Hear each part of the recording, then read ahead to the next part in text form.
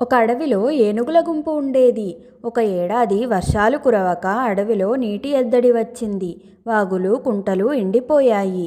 ఏనుగుల గుంపు దాహంతో అల్లాడిపోయింది. ఏనుగులు నీటిని వెతుక్కుంటూ అడవిని వదిలి బయటికొచ్చాయి. దూరంగా ఇసుకలో వాటికి నీరు ఉన్నట్టు కనిపించింది. సంతోషంతో అక్కడికి పరుగు పెట్టాయి.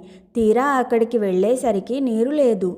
మళ్ళీ అక్కడి నుంచి చూసేసరికి దూరంగా నీరు కెరటాలు కొడుతున్నట్టు కనిపించింది. మళ్ళీ అక్కడకు పరుగు పెట్టాయి. అక్కడ కూడా నీరు లేకపోవడంతో నీరసించిపోయాయి.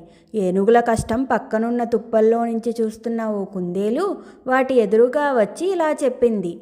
చాలాసేపటి నుంచి చూస్తున్నాను మిమ్మల్ని. నీటి కోసం చాలా కష్టపడుతున్నారు. మీరు ఎండమావిని చూసి నీరు అనుకుంటున్నారు. ఇక్కడికి దగ్గరలో ఓ చెరువు ఉంది. అక్కడికి వెళ్ళి మీ దాహం తీర్చుకోండి అని సలహా ఇచ్చింది. కుందేలు మాటలు విన్న ఏనుగులకు కోపం వచ్చింది. మేము తెలివి తక్కువ వాళ్ళలా కనిపిస్తున్నామా అంటూ ఒక ఏనుగు కోపంతో కుందేలును తొండంతో పట్టుకుంది. ఎంత వేడుకున్నా విడవకుండా దాన్ని నేలకేసి కొట్టింది. మూర్ఖులకు హితవు చెప్పినా మంచివాళ్లకే నష్టం.